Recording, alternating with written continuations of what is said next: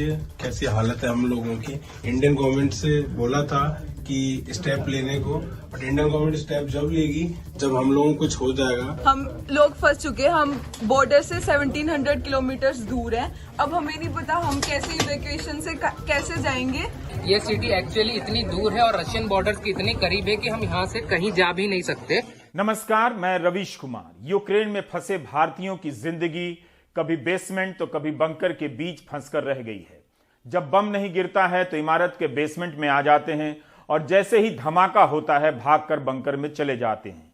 हजारों भारतीय छात्रों की इस दहशत से युद्ध को देखिए, पता चलेगा कि हिंदी और तमाम भाषाओं के न्यूज चैनल जिस तरह से यूक्रेन पर हमले के कवरेज को वीडियो गेम के मनोरंजन में बदल रहे हैं, उस युद्ध से उनके ही देश के हजारों नौजवानों की जान खतरे में पड़ गई है।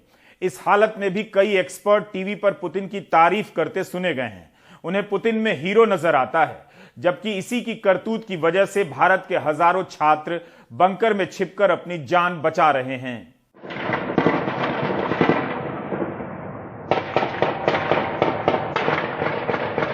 क्या आप अपनी बालकनी से खड़े होकर सामने हो रहे धमाके को देख सकते हैं?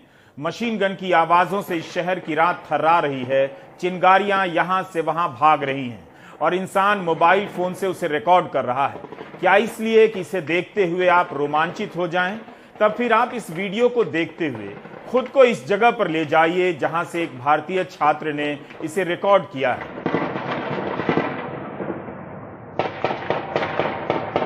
इतने करीब से युद्ध को देखकर वह अपने और बाकी भारतीय छात्रों के बारे में क्या सोच रहा होगा। इन धमाकों के बीच केवल डॉक्टर बनने का सपना तबाह नहीं हो रहा है, बल्कि वह अपने मां बाप के बारे में भी फिक्र कर रहा होगा कि उन पर क्या बीत रही है।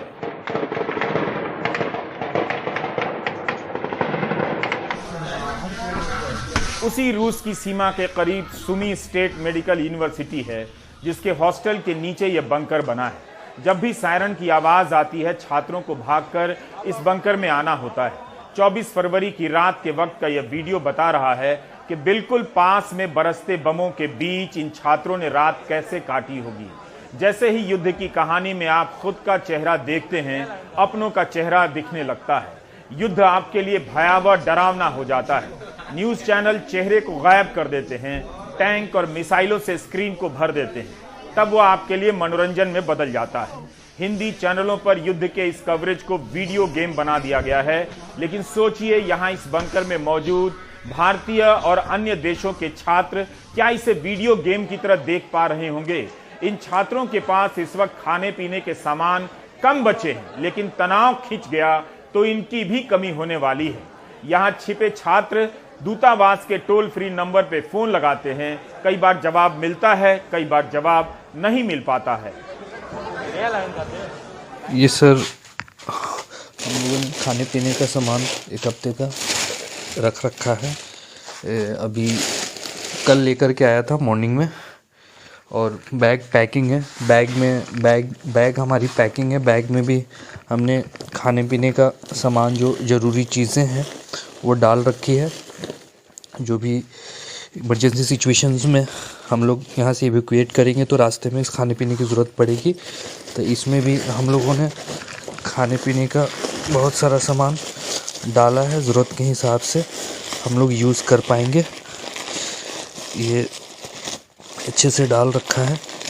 बिस्किट्स हो गया, ऐसी ऐसी चीज़ें हैं, ज़रूरत पड़ेगी तो हम लोग खा पाएंगे। बैग हमारा पैक है, बस वेट कर रहे हैं। बाहर विंडो से देख पाते हैं कुछ साउंड्स, ये सारी चीज़ें कुछ आती हैं, सुनाई देती हैं, तो विंडो से ही देख पाते हैं। हम लोग सूमी में हैं। सूमी में है यहाँ छात्र, यहाँ पे 400-500 अराउंड होंगे इंडियन स्टूडेंट, और अभी ऐसा कोई इंफॉर्मेशन नहीं आया है एम्बेसी की तरफ से। एम्बेसी को मैंने सुबह में फोन भी किया कि सर हम लोगों का क्या है कि सुमी से क्यू भी 3-4 आवर्स का डिस्टेंस है और खारक्यू भी 3-4 आवर्स का डिस्टेंस है, और यहाँ से बॉर्डर हम लोगों का मैम जस्ट 20-25 किलोमीटर के डिस्टेंस पे है। और जो भी चीजें हैं, आर्मीज जा रही हैं, बगल से गुजर रही हैं। कल को हमारे सिटी में इवनिंग के टाइम में ब्लास्ट भी हुआ, तो पूरी रात हम लोग बंकर में ही रहे, बंकर में सोए। नीचे बंकर हमारे हॉस्टल के नीचे बना हुआ है, छिपने की जगह है। वहां पे बहुत सारे इंडियंस थे, अभी भी सब इधर उधर छुपे हुए हैं। खाने का भी कैश भी नहीं है एटीएम में। मॉर्निंग में 10 o'clock बात किया यहाँ पे। सर ने फोन रिसीव किया था एम्बेसी से। मैंने उनको बोला कि सुमी के स्टूडेंट का क्या है सर, कैसे जाना है नहीं जाना है, आप इंफॉर्मेशन दो मुझे। तो सर ने बोला कि अभी कुछ इंफॉर्मेशन नहीं है, ठीक है, अभी कोई ऐसा नहीं है, अभी 1-2 दिन टाइम लग जाएगा आप लोगों के लिए, अभी 1-2 दिन और समय आपको रुकना पड़ेगा, ऐसे वो बोल रहे हैं। उनको ये चीज पता है कि हम लोग बिल्कुल बॉर्डर से करीब है, फिर भी ऐसी बातें कर रहे हैं कि 1-2 दिन टाइम लगेगा। जिन पर तबाही आई है उनकी तस्वीरें कितनी कम हैं। जिससे तबाही मच रही है उसी की तस्वीरों से यूक्रेन पर हमले का कवरेज भरा हुआ है। कई घंटों तक दुनिया के कई चैनलों का कवरेज देखने के बाद लगा कि युद्ध का कवरेज दरअसल टैंकों और मिसाइलों का कवरेज होता है, मरने वाले लोगों का नहीं। भारत सरकार मदद करने का प्रयास कर रही है, लेकिन उसके विकल्प इस वक्त बहुत सीमित हो चुके हैं। आज सुबह भारत के विदेश मंत्रालय के प्रवक्ता ने ट्वीट किया कि रोमानिया, स्लोवाकिया, हंगरी और पोलैंड के भारतीय दूतावास की टीम यूक्रेन की सीमा से सटे इलाके में पहुंचने का प्रयास कर रही है। इन सीमावर्ती इलाकों में जो भारतीय हैं उस टीम से संपर्क करें, और इसके लिए प्रवक्ता ने अपने ट्विटर हैंडल पर सभी के फोन नंबर भी जारी किए हैं। भारत ने पोलैंड के राजदूत ने कहा है कि पोलैंड भारतीय छात्रों की मदद के लिए तैयार है, लेकिन जो छात्र शहर में हैं वो सीमाओं की तरफ कैसे जाएंगे। जैसे खार्किव है, वो पश्चिमी सीमा से करीब 1000 किलोमीटर दूर है। अनुराग दिखे उनके आसपास है। तो यह वीडियो बिहार की नेहा ने भेजा है। नेहा ने बताया कि उन्हें कहा गया कि विनित्सिया रेलवे स्टेशन पर छात्र पहुंचे, जहां से उन्हें ट्रेन से पोलैंड ले जाया जाएगा। कीव से विनित्सिया 2.5 घंटे की दूरी पर है। तो आप अंदाजा लगा सकते हैं कि इन सब चीजों को मैनेज करने में भी दूतावास के कर्मचारियों के लिए आसान नहीं होगा, उनकी भी संख्या सीमित है। तो जब ये छात्र विनित्सिया स्टेशन पहुंचे तो पता चला कि आज जाना संभव नहीं हो पा रहा है। कई घंटे तक स्टेशन पर ही इंतजार करते रहे। सरकार ने कहा है कि वह चार्टर्ड फ्लाइट बुखारेस्ट और बुडापेस्ट भेज रही है, लेकिन यहां तक वही पहुंच सकेंगे जो सीमावर्ती इलाकों में रहते हैं। लेकिन जो बीच शहर में रहते हैं उनके लिए अब भी चुनौती होगी। कीव के छात्रों को कैसे निकाला जाए। इस बीच इवानो फ्रैंकविच से 18 छात्र हंगरी की सीमा की ओर खुद ही रवाना हो गए। उन्होंने अपनी तरफ से टैक्सी की और 4 घंटे के सफर पर निकले हैं। सोचिए ये बच्चे कितना जोखिम उठा रहे हैं और इन पर इस वक्त क्या बीत रही है। अभी हम भारतीय छात्र टोटल अभी 18 छात्र पूरे भारत के अलग अलग कोने से हम लोग अभी हंगरी के लिए निकल चुके हैं और हम बॉर्डर पे जितनी जल्दी हो सके पहुंचने की कोशिश कर रहे हैं। आप लोग हमें बस अपना प्यार बनाए रखें और हमारे सरकार से विनती करें कि जल्दी से जल्दी हम लोग इवैक्यूएट करें हंगरी से। और हंगरी के अगर आसपास में बॉर्डर पे कुछ भी होता है लाइक वीजा इशू, तो हमें जल्दी से जल्दी हमारी एम्बेसी क्लियर कराए, वहां से हमें बॉर्डर के अंदर कराए हंगरी के। कोशिशें हो रही हैं, छात्रों को भी धीरज रखना होगा। यहां कुछ मीडिया और विपक्ष के नेता सभी मिलकर इस बात को लगातार उठा रहे हैं। राज्यों के मुख्यमंत्री भी बोल रहे हैं। तो हजारों छात्रों को ऐसा नहीं लगना चाहिए कि किसी का ध्यान नहीं है। जरूर भारत के छात्रों को बाहर निकालने की कोशिश बहुत पहले से हो सकती थी। जिस तरह से बाकी देशों ने समय रहते अपने नागरिकों को यूक्रेन छोड़ने की चेतावनी जारी कर दी थी। 24 जनवरी को ऑस्ट्रेलिया ने अपने नागरिकों को यूक्रेन छोड़ने की अपील जारी कर दी थी। 11 फरवरी को अमेरिका, ब्रिटेन, जापान, नीदरलैंड ने अपने नागरिकों को 24 से 48 घंटे के भीतर यूक्रेन छोड़ने के लिए कह दिया। 12 फरवरी तक करीब 12 देशों ने एडवाइजरी जारी कर दी कि उसके नागरिक यूक्रेन छोड़ दें तत्काल। 15 फरवरी को भारत की पहली एडवाइजरी आई कि छात्र अस्थायी तौर पर यूक्रेन छोड़ने पर विचार कर सकते हैं।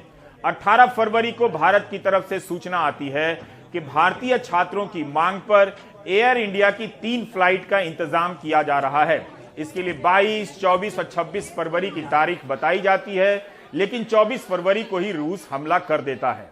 पिछले कई दिनों में जो सबसे ज्यादा राहत की खबर आई होगी भारतीय जो फंसे हुए हैं यूक्रेन में उनके लिए, वो ये कि भारतीयों का पहला जत्था जो है वो रोमानिया के बॉर्डर के लिए निकल चुका है। ये छात्रों का जत्था है। इसके अलावा विदेश मंत्रालय ने लिविव और चिरवेसी शहर में भी कैंप ऑफिस सेटअप किया है। यूक्रेन, रोमानिया और पोलैंड के बॉर्डर्स पर भी उन्होंने अपनी टीम भेजी है। वहां से वो मदद करेंगे भारतीयों को निकलने में। जो भारत सरकार है वो अपने खर्चे पर अब रोमानिया और हंगरी से इवैक्यूएशन फ्लाइट जो है वो ऑपरेट करेगी। उसमें छात्रों को कुछ भी देना नहीं पड़ेगा। तो ये सभी चीजें राहत की बात निश्चित तौर पर हैं और ये सभी सेफ रूट मैप किए गए थे जब लगातार भारतीय जो वहां फंसे हुए हैं, अधिकतर उनमें से छात्र हैं, 16,000 के करीब नागरिक हैं, तो उनकी बात पर, उनकी मांग पर यह तय किया गया था। लेकिन अभी भी इस बात को लेकर आशंकित हैं कई छात्र की उनको यह भी कहा गया है कि जहां से भी वो निकल सकते हैं, खुद गाड़ियों के जरिए अगर आ सकते हैं तो वो बॉर्डर पर पहुंचे। वो सवाल पूछ रहे हैं कि ऐसा कैसे संभव होगा जब कई इलाकों में काफी लड़ाई चल रही है और वो बंकरों में, बॉम्ब शेल्टर में छिपने को मजबूर है। लेकिन तब भी कुछ राहत की बात है और लग रहा है कि वक्त लगेगा, लेकिन भारत सरकार शायद निकालने में सफल होगी। भारतीयों की सुरक्षा को लेकर बात यूक्रेन से भी हुई है। रूस के राष्ट्रपति पुतिन से खुद पीएम मोदी ने अपनी चिंता जाहिर की है। तो ये सभी चीजें लगातार चल रही हैं भारतीयों की सुरक्षा के लिए। लेकिन ये जरूर है कि जमीन पर जो असिस्टेंस की जरूरत है अब वो जाकर लग रहा है कि अब इन प्लेस जिसको कहते हैं वो है और धीरे धीरे करके वहां से छात्रों को निकाला जा सकता है। ट्विटर पर आईटी सेल के लोग भारतीय छात्रों को ही भला बुरा कह रहे हैं कि उनकी जिम्मेदारी थी लौटने की। छात्र सरकार से केवल गुहार ही तो लगा रहे हैं, लेकिन इसे आलोचना समझकर उन्हें ही, छात्रों को ही भला बुरा कहा जा रहा है। जाहिर है बंकर के इस दमघोटू माहौल में कोई आईटी सेल वाला नहीं होगा, वरना वो ऐसी बात नहीं करता कि यूक्रेन पढ़ने गए हैं तो टिकट भी कटा लेते। जरूर गए हैं, मगर ये सभी छात्र साधारण घरों के लगते हैं। हर किसी के लिए संभव नहीं था कि तुरंत पहुंचकर वापसी का 60-70 हजार रुपए का टिकट कटा ले। आईटी सेल को पता होना चाहिए कि दुनिया भर की सरकारें यूक्रेन पर नजर रख रही थीं और अपने नागरिकों की चिंता पहले से कर रही थीं। छात्रों ने भी बताया कि वहां की यूनिवर्सिटी ने भी उन्हें उलझाए रखा। उनकी भी गलती है, ऑनलाइन क्लास की अनुमति ही नहीं दे रहे थे। जैसे जिस शहर में बम गिरने वाला हो वहां कोई ऑनलाइन क्लास की अनुमति कैसे दे सकता है। आपने देखा कि 12 फरवरी तक 1 दर्जन देश अपने नागरिकों से जल्द यूक्रेन छोड़ देने की बात कर रहे थे। इसके 3 दिन बाद 15 फरवरी को भारत की पहली एडवाइजरी आती है कि अस्थायी तौर पर छोड़ने का विचार कर सकते हैं। उसके 3 दिन बाद एडवाइजरी आती है कि एयर इंडिया के विमान का इंतजाम हो रहा है।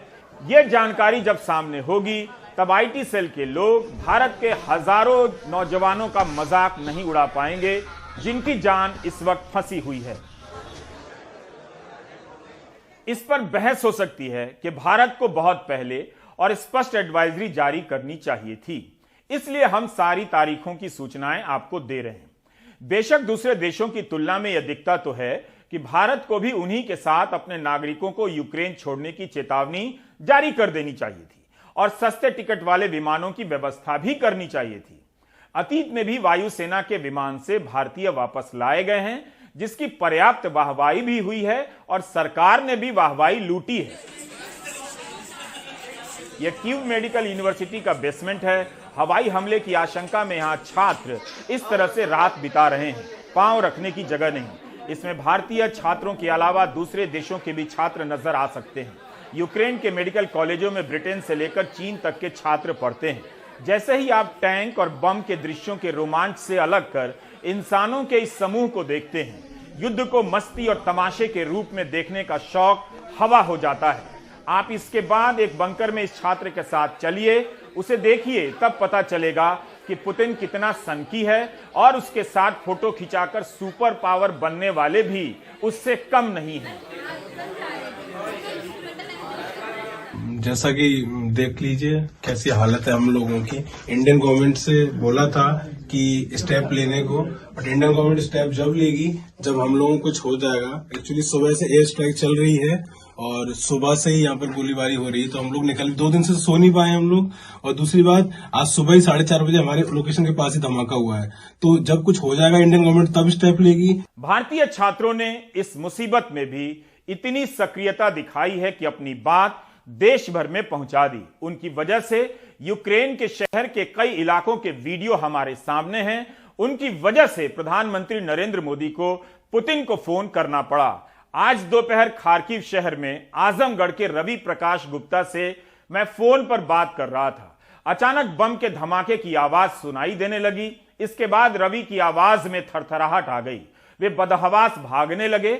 रवि और उसके सारे साथी बेसमेंट से बंकर की तरफ जाने लगे। रवि ने इस वीडियो को भेजते हुए हमें बताया कि रात भर बेसमेंट से बंकर में, बंकर से बेसमेंट की तरफ भागते रहे। जैसे ही धमाके की आवाज आती है भागकर बंकर में आ जाते हैं। Ravi VN Karazin Kharkov national university में पढ़ते हैं। यहां का तापमान -2 डिग्री सेल्सियस है। वे दिन या रात कहीं भी भागकर नहीं जा सकते। जब शहर से ही निकल नहीं पाएंगे तो भारतीय दूतावास से संपर्क कैसे करेंगे, कैसे पोलैंड और हंगरी की सीमा की तरफ जाएंगे। रवि और उसके साथी यही गुहार लगाते रहे कि भारत सरकार पर दबाव डालकर यहां से निकलवाइए। मुझे रवि की आवाज में यूक्रेन के आम नागरिकों की भी आवाज सुनाई दे रही थी। रवि ने ही यह वीडियो भेजा है कि खार्किव में हजारों लोग मेट्रो स्टेशन में रह रहे हैं। यूक्रेन के भी भारतीय छात्रों ने भी यहां शरण ली है। छात्र बार बार इस बंकर में आकर जान बचाते हैं। ऐसी हालत में इन बच्चों की चिंता कीजिए, इन्हें बचाने की चिंता कीजिए। ये एक दूसरे देश में युद्ध के बीच फंस गए हैं और भारत के टीवी चैनलों पर पुतिन की तारीफ हो रही है। मानवता के नाम पर कस्में खाने वाले सनकी नेताओं ने आम लोगों की ये हालत कर दी है। यही आम लोग इन सनकी नेताओं के एक साथ ग्रुप फोटो देखकर समझ बैठते हैं कि ये देश सुपर पावर हो गया है, उनका नेता सुपर पावर हो गया है। My name is Divya. I'm here present in the Eastern Ukraine. हमारी सिचुएशन अब बहुत ज्यादा खराब हो चुकी है। हम लोग फंस चुके हैं। हम बॉर्डर से 1700 किलोमीटर दूर हैं। अब हमें नहीं पता हम कैसे इवैक्यूएशन से कैसे जाएंगे। यहाँ पे बार बार हमें बॉम्ब्स की आवाज आ रही है। अभी भी हम बेसमेंट में है तो यहाँ पे बहुत ज्यादा आवाज आने का कोई चांस नहीं है, बट फिर भी हमें आवाजें आ रही हैं। हमारी फैमिली परेशान है। कल रात से, कल सुबह से फोन करे जा रहे हैं। हमें यहाँ पे पता नहीं है हम कैसे रहे, ना हमारे पास स्टॉक है खाने का कुछ भी। हम यहाँ पे एट प्रेजेंट खार्किव में हम अराउंड 4000 इंडियन स्टूडेंट्स हैं। हमें नहीं पता हमें कैसे लेके जाया जाएगा। हमें सुनने में आया है कि इंडियन एम्बेसी हमें थ्रू बाय रोड लेके जाने वाली है, बसेस के थ्रू, बट हमारी इंडियन स्टूडेंट्स की अमाउंट ही इतनी ज्यादा है कि अगर हमें वो लेके भी जाएंगे तो हमें 1.5 डे लग जाएगा। बट हमारे पास ऐसी कोई भी इंफॉर्मेशन नहीं है कि वो हमें कब लेके जाएंगे। सो हम कैसे लेके जाएंगे, कब लेके जाएंगे, हमें कुछ भी नहीं पता है। और डिस्टेंस इतना है कि अगर हम बाय बस भी जाएंगे तो हमें 1.5 डे लग जाएगा। ये जो बेसमेंट शेल्टर है, यहाँ पे हम खुद काफी ज्यादा बच्चे लोग फंसे हुए हैं और हमारे पास खाने का इतना सामान नहीं है और इतने ज्यादा लोग हैं हम लोग, और यहाँ पे लाइटनिंग भी इतना नहीं है और हम अपना सिचुएशन किसी तरह मैनेज कर रहे हैं। हमें इंडियन एम्बेसी को कांटेक्ट कर रहे हैं पर हमें कोई खास अच्छा रिस्पांस मिल नहीं रहा है। हमें पता चला है कि हमारे लिए एक रास्ता ये निकाला है कि हमें हंगरी और पोलैंड के बॉर्डर से निकाला जाएगा, पर जो हमारी सिटी है खार्किव सिटी, ये सिटी एक्चुअली इतनी दूर है और रशियन बॉर्डर की इतनी करीब है कि हम यहाँ से कहीं जा भी नहीं सकते। अगर हमें यहाँ से निकलना भी है तो हमें पहले कुछ ऐसा रास्ता निकालना होगा जो यहाँ से हमें बॉर्डर तक पहुँचा सके, और हमारे पास कोई आंसर नहीं है इस सवाल का कि हम यहाँ से बॉर्डर कैसे पहुँचेंगे। तभी कहा कि एक बार टैंक और मिसाइलों के वीडियो को स्क्रीन से हटाकर देखिए तो युद्ध की यह तबाही आपको भी अपनी चपेट में ले लेगी। आप मनोरंजन की तरह इसके कवरेज को नहीं देख पाएंगे। यूक्रेन के लोगों पर क्या बीत रही है उनके बारे में भी सोचिए उसी तरह से जिस तरह से हम और आप हजारों भारतीय छात्रों के बारे में सोच रहे हैं। यूक्रेन के स्वास्थ्य मंत्रालय का बयान है कि रूस के हमले में 169 लोग घायल हुए हैं, जबकि राष्ट्रपति का कहना है 300 से अधिक घायल हुए हैं। मरने वालों की संख्या 57 से लेकर 137 तक बताई जा रही है। जाहिर है इस वक्त मरने वालों और घायलों की संख्या का सही अंदाजा लगाना मुश्किल है।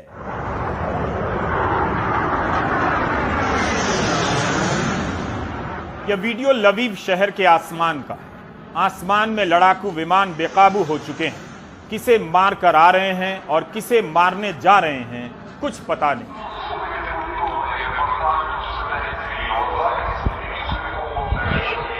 लबीब नाम के इस शहर में सायरन की आवाज ही एकमात्र आबादी है। उसकी आवाज से इतना तो यकीन हो रहा है कि कोई जिंदा है जो सायरन बजा रहा है।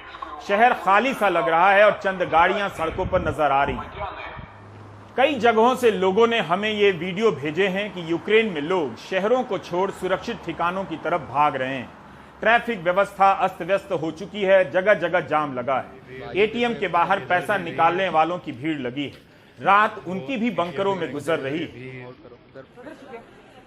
रवि ने और दूसरे साथियों ने बताया कि यहाँ मेट्रो स्टेशन काफी नीचे बना होता है तो बम शेल्टर का भी काम करता है। आप इस वीडियो में देख सकते हैं कि कितनी भीड़ है। यहाँ छिपे लोग बता रहे हैं कि खाने पीने की चीजें अब कम पड़ने लगी हैं। शौचालय की व्यवस्था नहीं है, पानी नहीं है, बाहर नहीं जा सकते। अगर लंबे समय तक युद्ध चला और इसी तरह मेट्रो स्टेशन में बंद रहना पड़ा तो लोग बदबू और भूख से ही मरने लग जाएंगे। एक ताकतवर देश बेलगाम होकर हमला किए जा रहा है। सैनिक ठिकाने भी आबादी के करीब बने होते हैं। वहां जो बारूद और असलहे होते हैं, अगर उन्हीं को निशाना बनाकर ध्वस्त किया जाए तो बर्बादी का अंदाजा आप नहीं लगा सकते हैं। संयुक्त राष्ट्र का कहना है कि यूक्रेन में 1 लाख लोग विस्थापित हो चुके हैं। यूक्रेन के राष्ट्रपति बार बार कह रहे हैं कि रूस ने नागरिकों पर हमला किया है, लेकिन यह तबाही किस शहर के किस हिस्से में ज्यादा हुई है, इसे लेकर पुष्ट सूचनाएं बहुत कम हैं। मुमकिन है वहां ज्यादा हुई होगी जहां सैनिक ठिकाने आबादी के करीब हों। आप इस वीडियो से युद्ध की विभीषिका का अंदाजा लगा सकते हैं। हमारे पास जानने का यह कोई जरिया ही नहीं है कि जहां धमाका हुआ है वहां क्या था, वहां कितने लोग होंगे। धमाके के बाद उस जगह की कोई तस्वीर नहीं है। CNN और BBC के लिए रिपोर्ट कर रहे एक स्वतंत्र पत्रकार ओल्गा तोकारुइक ने लिखा है कि यूक्रेन की सेना ने भी जवाब दिया है। 800 रूसी सैनिक मारे गए हैं और यूक्रेन के 13 सैनिक मारे गए हैं। स्नैक आइलैंड में इन 13 सैनिकों ने सरेंडर करने से इनकार कर दिया था। कई जगह यह खबर छपी भी है।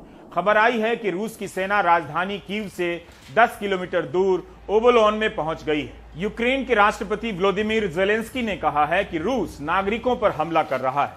कीव में 3-3 मिसाइलें दागी गई। 48 घंटे में यह साफ हो गया कि रूस ने हर तरफ से हमला किया है। बेलारूस ने हमले में शामिल होने से इनकार किया है, जबकि यूक्रेन का कहना है कि बेलारूस की तरफ से हमला हुआ है।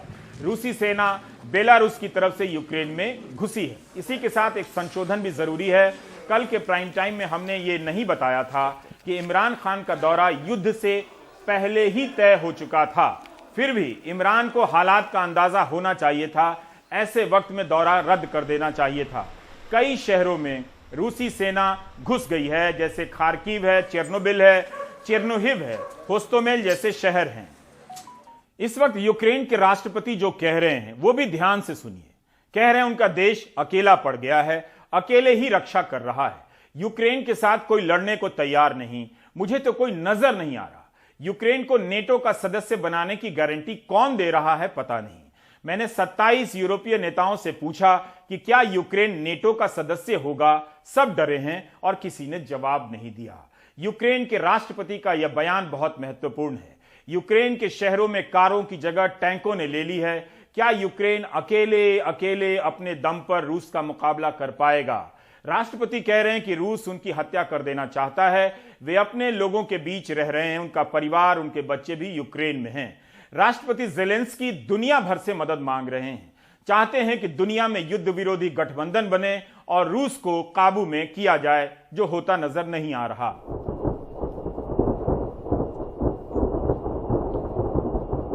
यह हमला इसी बात को लेकर हुआ कि यूक्रेन को नेटो का सदस्य बनाया जा रहा है। रूस नहीं चाहता। यूक्रेन के राष्ट्रपति कह रहे हैं कि यूरोपियन नेताओं से पूछ रहे हैं, लेकिन कोई जवाब नहीं दे रहा। नेटो ने साफ साफ कह दिया है कि यूक्रेन में कोई सेना नहीं भेजी जाएगी। वह रूस को रोकने के लिए नए तरीके का इस्तेमाल करेगा। आज सुबह G7 देशों की बैठक हुई। Canada, France, Germany, Italy, Japan, Britain, America इसके सदस्य हैं। जर्मनी इसका अध्यक्ष है। इसकी बैठक में भी रूस के हमले के जवाब में युद्ध के बजाय आर्थिक और वित्तीय प्रतिबंधों की ही बात की गई। दूसरी तरफ यह भी खबर आ रही है कि रूस से इटली और जर्मनी जैसे कई देशों ने तेल और गैस खरीदे हैं, धंधा किया है इस हंगामे के बीच। रूस को अच्छा दाम मिल गया है और कारोबार भी हो गया। यूक्रेन ने आरोप लगाया है कि जर्मनी और इटली रूस पर पूर्ण प्रतिबंध इसीलिए नहीं लगाना चाहते हैं, अपना संबंध नहीं तोड़ना चाहते हैं। सारे नेता कह रहे हैं दुनिया यूक्रेन के साथ खड़ी है, लेकिन इसके बाद भी यूक्रेन जंग के मैदान में अकेला खड़ा है। नेटो और अमेरिका ने नए नए हथियार दिए, लेकिन उसकी क्षमता उतनी आधुनिक नहीं है। जानकार यूक्रेन की सैन्य क्षमता पर भी संदेह करते हैं। ऐसे में अगर पश्चिमी देशों ने यूक्रेन की युद्ध में मदद नहीं की तो एक देश देखते देखते तबाह हो सकता है। नेटो का कहना है कि मित्र देशों की सुरक्षा के लिए 100 लड़ाकू विमानों को अलर्ट पर रखा गया है। पूर्वी हिस्से में भारी मात्रा में टुकड़ियों को तैनात रखा जाएगा। कमाल है, यूक्रेन की मदद के बजाय इनकी चालाकी देखिए, अपने मित्र देशों की चिंता कर रहे हैं। यानी रूस अगर चाहे तो यूक्रेन के साथ जो मर्जी करे, हम प्रतिबंध लगाते रहेंगे, उसका नाटक करेंगे और अपनी रक्षा के उपाय करेंगे। जाहिर है यूक्रेन आज अकेला ही नजर आ रहा है। यूक्रेन फंस गया। इन सुपर पावरों ने उसके साथ भी धोखा कर दिया। 1994 से लेकर 96 के बीच यूक्रेन ने अपने सारे परमाणु हथियार रूस को सौंप दिए। तब अमेरिका, ब्रिटेन और रूस ने आश्वासन दिया था कि यूक्रेन की क्षेत्रीय संप्रभुता की रक्षा की जाएगी। आज उसकी मदद के लिए केवल बयान आ रहे हैं। रूस का आरोप है कि यूक्रेन ने 1994 के बुडापेस्ट समझौते का उल्लंघन कर परमाणु हथियार बनाने की कोशिश की, लेकिन ऐसा सिर्फ रूस का कहना है। अगर यूक्रेन के पास परमाणु हथियार होता तो रूस इस तरह तबाही नहीं मचा पाता। यूक्रेन रूस का लंबे समय तक सामना नहीं कर पाएगा। अभी तक तथाकथित सुपर पावरों की चेतावनियों का रूस पर कोई असर नहीं हुआ। क्या यह लड़ाई तब रुकेगी जब यूक्रेन बर्बाद हो चुका होगा? ऐसा नहीं है कि रूस पर प्रतिबंधों का असर नहीं हो रहा, लेकिन रूस इसकी वजह से युद्ध नहीं रोक रहा। उधर अमेरिका ने कहा कि जर्मनी की मदद के लिए 7000 सैनिक भेजेगा। गेम समझिए, यूक्रेन की मदद करते करते जर्मनी की मदद कर रहा है। और यूरोप का सुपर पावर दो विश्व युद्ध झेलने के बाद खुद से अपनी रक्षा नहीं कर सकता, तब यूक्रेन कैसे कर पाएगा इस लड़ाई में? अमेरिका के राष्ट्रपति का कहना है कि उनके प्रतिबंधों के कारण रूसी मुद्रा रूबल ध्वस्त हो गई है, स्टॉक मार्केट गिर गया है। रूसी सरकार को 15% से ज्यादा ब्याज पर लोन लेना पड़ रहा है। अमेरिका ने रूस के और रूस ने अमेरिका के राजनयिकों को निकाल देने के आदेश दिए हैं। यूरोपियन यूनियन का कहना है कि उसने इतने तरह के प्रतिबंध लगा दिए हैं कि रूसी बैंकों का 70% बाजार अलग थलग पड़ गया है। कनाडा ने रूस के धनिकों से जुड़े 27 बैंकों पर रोक लगा दी है, इनसे लेन देन ना करें। कनाडा ने रूस को किए जा रहे निर्यात पर रोक लगा दी है। अमेरिका ने युद्ध का साथ देने के लिए बेलारूस के साथ कई संगठनों और व्यक्तियों पर प्रतिबंध लगा दिए हैं। इन प्रतिबंधों में बार बार मॉस्को के धनिकों का, एलिट का जिक्र किया जाता है। क्या ये प्रतिबंध ऐसे अमीरों को बर्बाद कर पाएंगे? दूसरी तरफ रूस पर प्रतिबंध लगाने का असर इन देशों पर भी पड़ने वाला है जो प्रतिबंध लगाने का ऐलान कर रहे हैं। Putin is a terrorist! Putin is a terrorist! Putin is a terrorist! दुनिया के कई देशों में युद्ध के खिलाफ प्रदर्शन शुरू हो चुके हैं। Stand with Ukraine! Stand with Ukraine! USA, stand with Ukraine! USA, stand with Ukraine! USA, stand with Ukraine! केवल रूस के खिलाफ ही नहीं, बल्कि उन सभी के खिलाफ जो इस खेल में प्रत्यक्ष और परोक्ष रूप से शामिल हैं। इन्हें पता है कि युद्ध और प्रतिबंध की मार हर जगह आम जनता पर पड़ती है। अमेरिका में अभी ही गैस के दाम डबल हो चुके हैं। जो बाइडेन ने कहा है कि अमेरिका अपने रिजर्व से तेल की आपूर्ति करेगा। ब्रिटेन में भी महंगाई 30 साल में सबसे अधिक है। अभी ही गेहूं और सोयाबीन के दाम आसमान छूने लगे हैं, 9 साल में सबसे अधिक हो चुके हैं। यूरोप महंगाई से घिर जाएगा। यूरोपियन यूनियन रूस का सबसे बड़ा कारोबारी पार्टनर है। रूस अपने गैस निर्यात का 70% यूरोपियन यूनियन को भेजता है। रूस अपने तेल का 50% हिस्सा यूरोपियन यूनियन के देशों को बेचता है। सवाल है कि ये देश रूस पर लगाए प्रतिबंधों के शिकार हो रहे हैं, वे कब तक झेल पाएंगे? इस ग्लोबल दुनिया में आर्थिक प्रतिबंध बेअसर साबित होते हैं। जिस देश पर प्रतिबंध लगता है वो दूसरे देशों से दूसरे तरीके से धंधा करने लगता है। ईरान पर प्रतिबंध लगा तो उसका परमाणु कार्यक्रम चलता ही रहा, ट्रंप ने अपने शासनकाल में ईरान, उत्तरी कोरिया, वेनेजुएला, चीन पर प्रतिबंध लगाए। चीन ने आयात शुल्क घटा दिया, यूरोपियन यूनियन के देशों के साथ धंधा बढ़ा दिया। रूस पर प्रतिबंध लगा तो रूस ने भी धंधा करने के 10 तरीके निकाले। अमेरिका ने म्यांमार पर प्रतिबंध लगाया, लेकिन सैनिक शासन की क्रूरता जारी रही। प्रतिबंधों के कारण सन की नेताओं और गिरोहों की सनक पर कोई असर नहीं पड़ता है। गरीब जनता या आम जनता मारी जाती है। एक खेल और होता है, डॉलर के बजाय दूसरी मुद्रा में व्यापार करने का रास्ता निकाला जाता है। इससे होता यह है कि दुनिया के कारोबार में डॉलर की हैसियत कम होती जा रही है। मुमकिन है चीन अपनी मुद्रा के लिए इसका फायदा उठाना चाहता हो। बहुत सी खबरें लगातार बदल रही हैं, आ रही हैं, लेकिन हमारी चिंता के केंद्र में बंकरों में अपनी जान बचाने के लिए छिपे हजारों भारतीय छात्र हैं। इनके नाम दीपा से लेकर मेहताब तक हैं। सरकार या दुनिया की तमाम शक्तियां मिलकर इस युद्ध को रोकें। हजारों भारतीय छात्रों की जिंदगी दांव पर लगी है।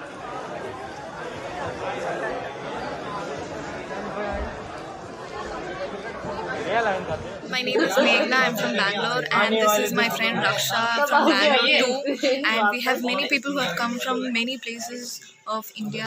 We do need rescue help from Indian government, and we cannot see anyone taking a step from any higher officials or Indian government to help us. There's no special flights which have been accommodated for us, and we have been staying in this bunker. It is really hard for all of us. We please request you to send help as soon as possible. Please help us out. Please evacuate all Indian students. There are more than 15,000 students who have been stuck in this country. Please help us out. We need help. हम लोग जो western border है Ukraine का, उस areas में आते हैं। इवानो फ्रैंकोविच national medical university के स्टूडेंट हैं, और यहाँ पे जो है जो परोस में सीट जो शहर है चर्निवित्सी, वहां से इवैक्यूएशन ऑलरेडी स्टार्ट हो चुका है, और हमें डेट दिया गया कि कल हमारा भी इवैक्यूएशन होगा। हम लोग यहाँ पे अप्रोक्स 1200 स्टूडेंट्स हैं, इंडियन स्टूडेंट्स हैं, तो उन सब के लिए बसेस का कल प्रॉमिस किया गया है। हम यहाँ से हंगेरी बॉर्डर जाएंगे और वहां से फिर फ्लाइट्स का अरेंजमेंट होगा। यहाँ पे माहौल हर 10 मिनट बाद यहाँ पे बम ब्लास्ट हो रहा है, जिससे हम सहमे जा रहे हैं। यहाँ पे बहुत सहम गए हम लोग। इवन हमने रात को मेट्रो स्टेशन पे रात गुजारी है बचने के लिए। हमें किसी भी शॉपिंग में खाने को नहीं मिल रहा है। पानी की सप्लाई बंद हो चुकी है हम लोगों की, और हम यहाँ से हम पोलैंड की तरफ नहीं जा सकते, क्योंकि हम यहाँ से 1000 किलोमीटर दूर है, जो हमारे लिए जाना असंभव है। नमस्कार, मेरा नाम गुरुव्रत मिश्रा है। मैं यूक्रेन के खार्किव शहर में पढ़ता हूँ। मैं उन हजारों भारतीयों में से एक हूँ जो कि यहाँ पे फंस चुके हैं। हर घंटे यहाँ पे हालत बदतर से बदतर होती जा रही है। हमें कंटिन्यूसली यहाँ पे गोली बॉम्ब की आवाज़ सुनाई दे रही है। सारे दुकानें बंद हैं, पानी की सप्लाई बंद है। तो इसीलिए जो भी इस वीडियो को देख रहे हैं, मैं उनको निवेदन करता हूँ कि इस वीडियो को आगे शेयर करें, और यहाँ पे सच में हमें क्या दिक्कतें हो रही है ये बताएं, क्योंकि इस समय पे हमारी सबसे बड़ी दिक्कत है कि राशन खत्म हो रहा है, और जो इवैक्यूएशन की फ्लाइट भी आ रही है वहां तक पहुंचे कैसे। हम सारी बात को एक शो में शामिल नहीं कर सकते, आगे करेंगे। आप ब्रेक ले लीजिए।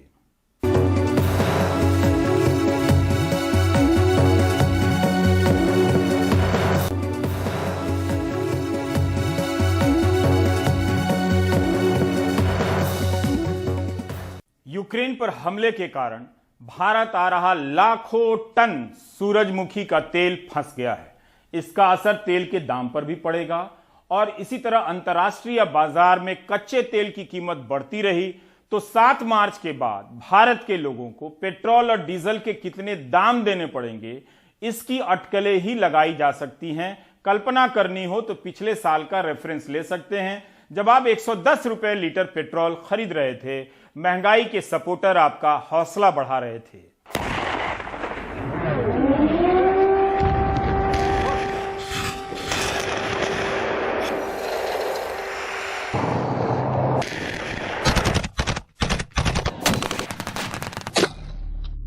3,80,000 टन सूरजमुखी तेल का शिपमेंट जो भारत आ रहा था वो रूस और यूक्रेन की लड़ाई की वजह से फंस गया है। कई पोर्ट्स ने ऑपरेशन बंद कर दिए हैं। ये सिर्फ एक झलक है कि रूस के यूक्रेन पर हमले का भारतीय अर्थव्यवस्था पर क्या असर पड़ सकता है। भारत कच्चे तेल, खाने वाले तेल और नेचुरल गैसों का आयात करता है। उस आयात पर रोक की वजह से आने वाले दिनों में दाम बढ़ सकते हैं। ये उस वक्त है जब देश में खुदरा महंगाई 6% से ज्यादा है और कच्चे तेल की कीमत 2014 के बाद सबसे ज्यादा है। अमेरिका, यूके और यूरोपियन यूनियन ने जो रूस पर प्रतिबंध लगाए हैं उसमें ऊर्जा क्षेत्र फिलहाल शामिल नहीं है। ये बहुत बड़ी राहत है। हालांकि जानकारों का कहना है कि इस लड़ाई का असर लंबे समय तक रह सकता है और ग्लोबल सप्लाई चेन में रुकावट से हालात बिगड़ेंगे। Markets are drawing comfort that US hasn't gone aggressive and has only announced trade sanctions, again leaving out energy. However, the effect on the supply chain disruption will be longer lasting and I think it will further push global inflation. बाजार में इस बात से राहत दिखी कि इस लड़ाई में कोई और देश शामिल नहीं हो रहा है। हालांकि निवेशक अगले कुछ और दिन इंतजार करना चाहते हैं। दिल्ली से साक्षी बजाज की रिपोर्ट, एनडीटीवी इंडिया के लिए। आप देख रहे थे प्राइम टाइम। नमस्कार।